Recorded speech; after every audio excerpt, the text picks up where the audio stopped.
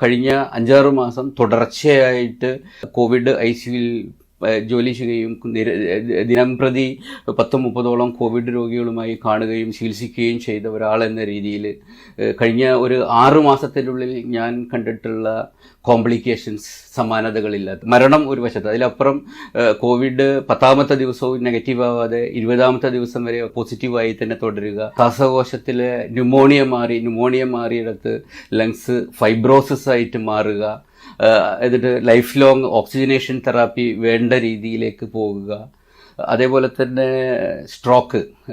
സ്ട്രോക്കായിട്ടും കാലിൽ രക്തം കട്ടപ്പിടിച്ചുകൊണ്ടും വയറിൽ രക്തം കട്ടപ്പിടിച്ചുകൊണ്ടും ഒക്കെ രോഗികൾ നമ്മളെടുത്ത് പ്രസൻറ്റ് ചെയ്യുക. അതും ചെറുപ്പക്കാർ 20 വയസ്സിനും 40 വയസ്സിനും ഇടയ്ക്കുള്ള ആളുകൾ ഈ രീതിയിൽ നമ്മളെടുത്ത് വരികയും അവരെ ചികിത്സിക്കേണ്ടി വരികയും പലപ്പോഴും നമ്മൾ വല്ലാത്തൊരു പ്രതിസന്ധിയിലൂടെയൊക്കെ കടന്നു പോകേണ്ടിയും വന്നിട്ടുണ്ട്. ഇത് പലപ്പോഴും നമ്മൾ മാധ്യമങ്ങളിൽ ഒന്നും ഡിസ്കസ് ചെയ്യപ്പെടാത്തതോ കാണാത്തതോ ആയ ഒരു വിഷയമാണ്. പിന്നെ ഈ ശ്വാസകോശത്തിലെ രക്തക്കുഴലുകളിൽ നേരിട്ട് രക്തം കട്ടപ്പിടിച്ച് പൾമണറി ത്രോംബോസിസ് എന്ന് പറയുന്ന പ്രതിഭാസം വരികയും പേഷ്യൻ്റ് മരണത്തിലേക്ക് പോവുകയും ചെയ്യുക. ഇതുപോലുള്ള സൈറ്റോകൈൻ സിൻഡ്രോം പലപ്പോഴും വേറൊരു രീതിയിൽ വരുന്ന ഒരു ഭാഗത്ത് രക്തം കട്ടപ്പിടിപ്പിക്കുന്നു, വേറൊരു ഭാഗത്ത് ബ്ലീഡ് ചെയ്യുന്നു. ഈ രീതിയിലുള്ള സമാനതകളില്ലാത്ത കോംപ്ലിക്കേഷൻസിലൂടെയും പ്രതിസന്ധികളുടെയുമാണ് നമ്മൾ കടന്നു പോകുന്നത്.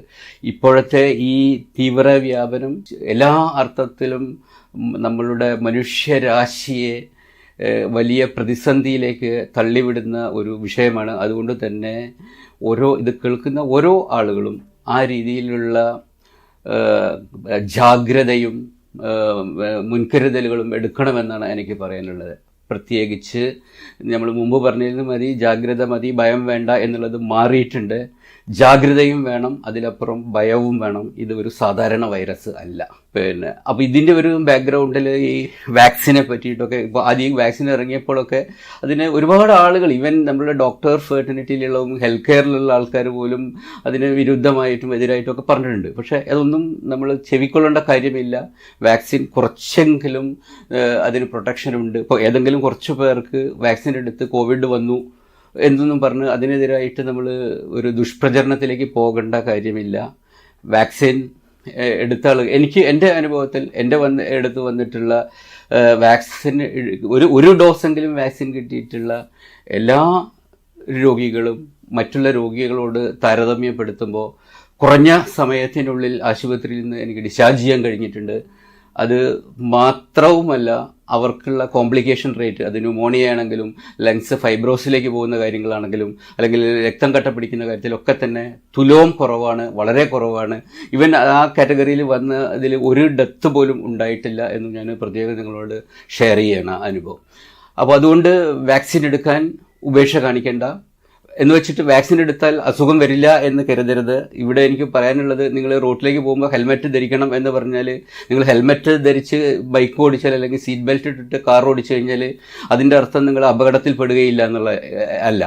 എന്നാലും നമ്മൾ അപകടത്തിൽപ്പെടാം. പക്ഷേ ഇൻ കേസ് അപകടത്തിൽപ്പെട്ടാൽ നമ്മളുടെ തലയുടെ പരുക്ക് അല്ലെങ്കിൽ നമ്മളുടെ ബാക്കിയുള്ള പരുക്കുകൾ ഒക്കെ കുറയും. അതുതന്നെയാണ് ഇവിടെയും. അപ്പോൾ ഈ വാക്സിൻ എന്നുള്ളത് ഒരു പ്രൊട്ടക്റ്റീവ് ഷീൽഡാണ്.